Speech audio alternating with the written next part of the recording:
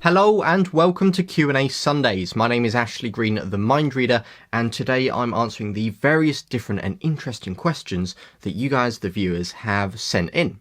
So let's crack into it. So I've been getting a lot of interesting questions coming from magicians actually, all wanting to learn more about mind reading and learn like performance and all that various different things. Of course, if you are interested in that, what I would suggest you do is message me via The Successful Mentalist. So check out www.thesuccessfulmentalist.com. All the details are on there. And to be honest, with our various podcast episodes and our free ebooks that we've currently got out there, you might even be able to get your questions about performance or mentalism, mind reading stuff. You might be able to get that answered anyway. So check out thesuccessfulmentalist.com by giving that a quick little search. So the first question I had come in was a comment left on my previous video from a guy called Brandon, and it's been an awfully long time since I've met him, but he had a question to do with psychics, and I guess this was based off the previous video where someone else was talking through psychics, so it's quite a long question, so I haven't been able to write it down, but I do have it on my phone. And it says essentially, I have a question, I have a family member who would consider themselves a spiritual psychic and they believe in higher power of sorts, but not a god. So they aren't exactly religious.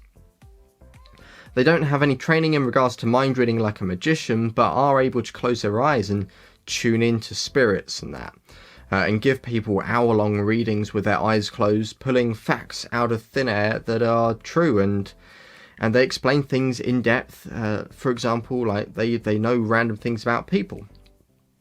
They've been giving people readings like this for many years, and they seem to know things that they shouldn't possibly know. What's your views on people like this, who generally believe that they can talk to the spirits and have no malicious intent to deceive people? So it's a fantastic question from Brandon, and essentially, what's your views on people like this? If they've got no malicious intent, then personally, I think it's fine. You know, with like I said in my last video, with any art, with anything, there's always people who will take it too far and cause harm to other people. They're fueled by greed and money, and they don't think that it's wrong when they're taking advantage of people, or they're just being mean in general. You get that in every single thing, whether it's just a standard 9-to-5 job, whether it's some form of art, whatever. It's everywhere. You know, in the psychic community, there's a lot of people that do take advantage of people, but then again, there's also not. You know, your question saying that they're not trying to be malicious and all of that, and they're not trying to harm people or hurt them emotionally, my honest opinion, I think it's fine. I don't see any problem as long as you're not taking advantage of people. It annoys me when I see faith healers, for example, and they're telling people to stop taking their medicine because they've been healed. It's like, that's a bit too far in my eyes.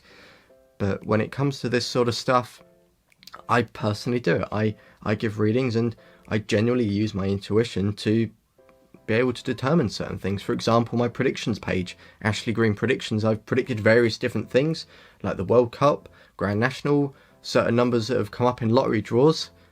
I've done that with no tricks, just my intuition. So my answer is, if there's no malicious intent, if there's no sort of if they're not harming anyone, then I personally believe that it's fine. So I know I briefly covered that in obviously the last video last Sunday that I've done, but hopefully, Brandon, that answers your question. The next one I've had from Louise is, I've been watching some of your videos and I've seen a skeleton under a dome. What is that? If you hold on 2 seconds, I'll just go grab that. So I think you're referring to this, and my girlfriend got me this as a Valentine's present, and it is a skeleton of a bat. It's cool, isn't it? So yeah, sometimes I have that in the background of some of my videos. I'm just going to put this away before I damage it. Yeah, so it sometimes sits there, whatever. But I love all these weird little things. In fact, I've got a shelf full of interesting different things, and I told a friend of mine, Aidan, about the haunted things that I've got on my shelf, and he's completely creeped out. One specifically of this this box that I've got. So I think after I've done this Q&A video, I might make another video talking about some of the interesting things that I have on my shelf, and then I'll schedule that in a few days so that you can see all of the creepy things. But yeah, I'm fascinated by weird and interesting objects, but that's just me. So moving on to more of I'd say a light-hearted question now. It's from Tom. He said, favourite food? I'm going to respond with curry. Probably curry, but if I had to choose a sweet food, I'd probably say, I'm going to split it into 3 categories. Curry, I like my main. I do like a spicy curry. I would say probably chocolate as a treat, and favourite fruit would be strawberries. I don't know how to pad out that question anymore. It's just kind of, I don't know, it's just answered that. When you guys let Tom know what your favourite foods are as well. So if you've got a favourite food that stands out to you, drop it in the comments as well, and then Tom can be creepy and check out all of your favourite foods as well. And finally, the last one we've had in today is from Joe, and he said, who is your favourite magician? It's such a hard one to put it down to a specific, because there's so many magicians that I've seen over the years, and they're all fantastic in their certain different categories. For example, you look at what Dynamo has managed to achieve. You look what Darren Brown is currently doing. Like, his stage shows are incredible. Colin Cloud is another one. There's various different magicians. Like, there's too many to name. But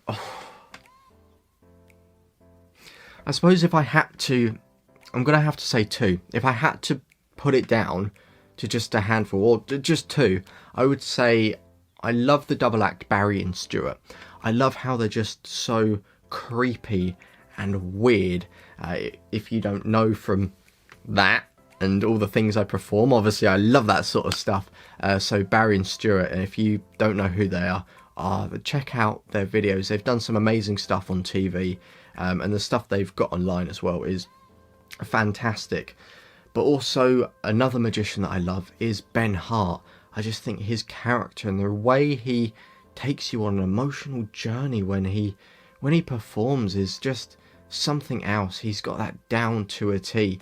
Every single magic trick he performs is no longer just a trick. It's about the story. It's about going on that emotional journey with him. It's really, the trick is irrelevant. It's just another thing in the whole theatre he's put on. But it's just, it's incredible. So I know he does a couple of shows around, so if you get a chance to see Ben Hart's show, go check that out. Equally, he's got a ton of videos online as well.